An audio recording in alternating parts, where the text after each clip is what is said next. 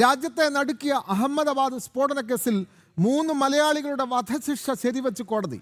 കോട്ടയം ഈരാറ്റുപേട്ട പീഡിക്കൽ സ്വദേശി അബ്ദുൾ ഷിബിലി, സഹോദരനായ ഷാദുലി, മലപ്പുറം കൊണ്ടോട്ടി സ്വദേശി ഇ.ടി. ഷറഫുദ്ദീൻ എന്നിവരടക്കം 38 പേർക്കാണ് വധശിക്ഷ വിധിച്ചത്. മലയാളിയായ ആലുവ കുഞ്ഞനിക്കര സ്വദേശി മുഹമ്മദ് അൻസാറിന് ജീവപര്യന്തം തടവും വിധിച്ചു. ഇന്ത്യൻ മുജാഹിദീൻ ആസൂത്രണം ചെയ്ത 2008 ജൂലൈ 26 സ്ഫോടന പരമ്പരകളിൽ 56 പേർക്കാണ് ജീവൻ നഷ്ടമായത്. വിവരങ്ങളുമായി ഡൽഹിയിൽ നിന്നും എസ് ശ്രീകാന്ത് നമുക്കൊപ്പം ചെയ്തു. ശ്രീകാന്ത്, രാജ്യത്തെ ഞെട്ടിച്ച സ്ഫോടന പരമ്പരയാണ് 2008 ഗുജറാത്തിൽ നടന്നത്, അഹമ്മദാബാദിൽ നടന്നത്. അതിൽ 56 പേരുടെ ജീവനാണ് പൊലിഞ്ഞത്.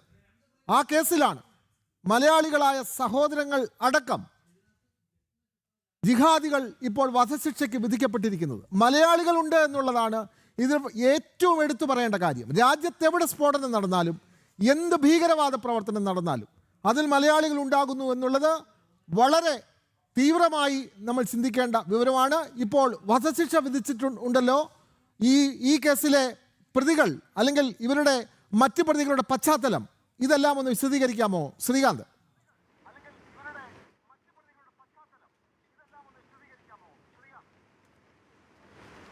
വിനോദ്, ഇവർക്ക് വധശിക്ഷ വിധിച്ചത് 2022 ഫെബ്രുവരി മാസത്തിലാണ്. എന്നാൽ ആ വധശിക്ഷ ഇപ്പോൾ ഹൈക്കോടതി ശരിവച്ചിരിക്കുകയാണ്, ഗുജറാത്ത് ഹൈക്കോടതി.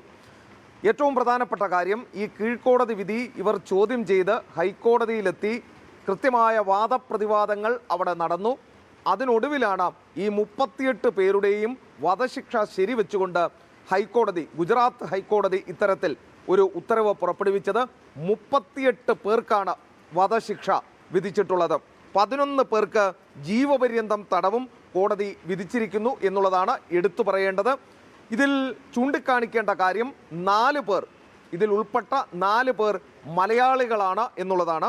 ആ മലയാളികളുടെ ഫോട്ടോ ദൃശ്യങ്ങൾ ഒരു പക്ഷേ ഇപ്പോൾ ജനം TV-യിൽ പോകുന്നത് കാണുന്നുണ്ടായിരിക്കും പ്രിയപ്പെട്ട പ്രേക്ഷകർ. ഒരാൾ കോട്ടയം അതിൽ ഓരോരുത്തരുടെ പേര് പറയാം. കോട്ടയം ഈരാറ്റുപേട്ട പീഡിക്കൽ അബ്ദുൾ കരീമിൻ്റെ മക്കളായ ഷിബിലി 47 വയസ്സ്, ഷാദുലി 45 വയസ്സ്, മലപ്പുറം കൊണ്ടോട്ടി സ്വദേശി സൈനുദ്ദീൻ്റെ മകൻ ഇ.ടി. ഷറഫുദ്ദീൻ 43 വയസ്സ് എന്നിവരാണ് വധശിക്ഷാ പട്ടികയിലുള്ള മലയാളികൾ. ഇനി ആലുവ കുഞ്ഞനിക്കര പെരുന്തല്ലി മുഹമ്മദ് അൻസാറിനാണ് ജീവപര്യന്തം തടവ്, 45 വയസ്സുകാരനാണ്. 2008 ഈ അഹമ്മദാബാദിൽ സ്ഫോടനം നടക്കുന്നത്. അതിൽ 56 സാധാരണക്കാരായ പാവപ്പെട്ട മനുഷ്യർ മരിക്കുകയുണ്ടായി, അവർക്ക് ജീവഹാനി സംഭവിച്ചു. 246 പേർക്കാണ് പരിക്കേറ്റത്. ഒന്നോർക്കണം, 56 പേരുടെ മരണത്തിനും 246 പേർക്ക് പരിക്കേൽക്കാൻ, ജീവച്ഛവങ്ങളാവാനും കാരണം 4 മലയാളികളാണ് എന്ന വാർത്തയാണ് നമ്മൾ ആഴത്തിൽ പരിശോധിക്കേണ്ടത്. ഈരാറ്റുപേട്ട എന്ന് പറയുന്ന കോട്ടയത്തെ കുപ്രസിദ്ധമായ ഒരു സ്ഥലമായി മാറ്റിക്കൊണ്ടിരിക്കുകയാണ് ഈ ജിഹാദി ഗ്യാങ്. അവിടെ നിന്നുള്ള, അത് ഇന്നോ ഇന്നലെയോ തുടങ്ങിയതല്ല, ഈരാറ്റുപേട്ട കേന്ദ്രീകരിച്ചുള്ള ഈ ജിഹാദി ശൃംഖലയുടെ പ്രവർത്തനം എന്നാണ് മനസ്സിലാകുന്നത്. 2008 ഈ ഷിബിലിയും ഷാദുലിയും പോലെയുള്ള ആളുകൾ, അവരിൽ നിന്നും തുടങ്ങിയതാണ് ഈ പരിപാടി.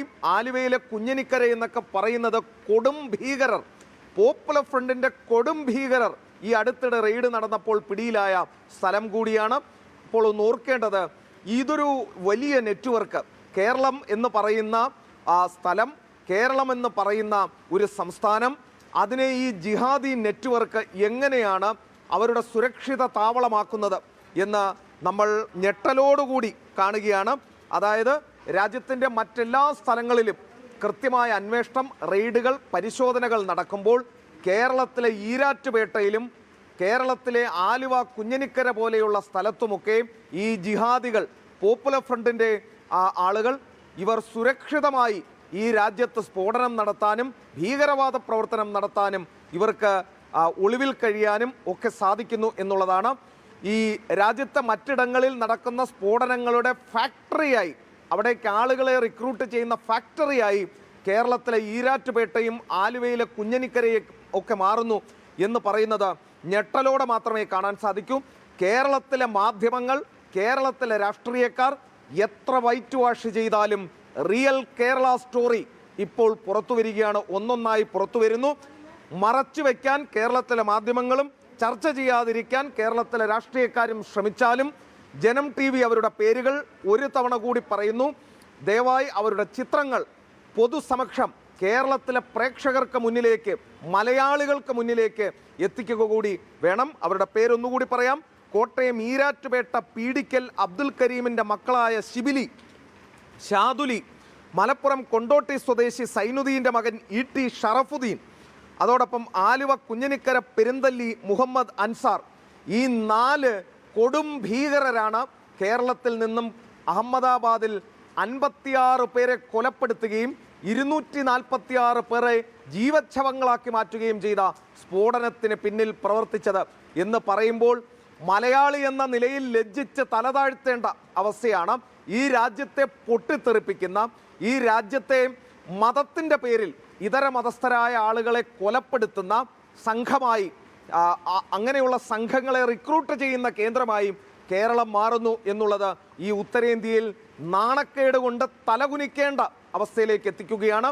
ഒന്നോർക്കണം, ഈരാറ്റുപേട്ട നേരത്തെ ഈ ഷോൺ ജോർജിനെ പോലെയുള്ള BJP നേതാക്കൾ, PC ജോർജിനെ പോലെയുള്ള ആളുകൾ ഈരാറ്റുപേട്ടയെ കുറിച്ച് പറയുമ്പോൾ അതിരൂക്ഷ വിമർശനം നടത്തിയിരുന്ന കേരളത്തിലെ മാധ്യമങ്ങൾ, കേരളത്തിലെ രാഷ്ട്രീയക്കാർ കാണേണ്ടത് ഈ ഈരാറ്റുപേട്ടയിൽ നിന്നാണ് 56 പേരെ സ്ഫോടനം നടത്തി കൊന്ന 246 പേരെ ജീവച്ഛവങ്ങളാക്കി മാറ്റിയ രണ്ട് കൊടും രാജ്യത്തെ നടുക്കിയ അഹമ്മദാബാദ് സ്ഫോടന കേസിലാണ് 3 മലയാളികളുടെ വധശിക്ഷ ഇപ്പോൾ ഗുജറാത്ത് കോടതി ശരിവെച്ചിട്ടുള്ളത്.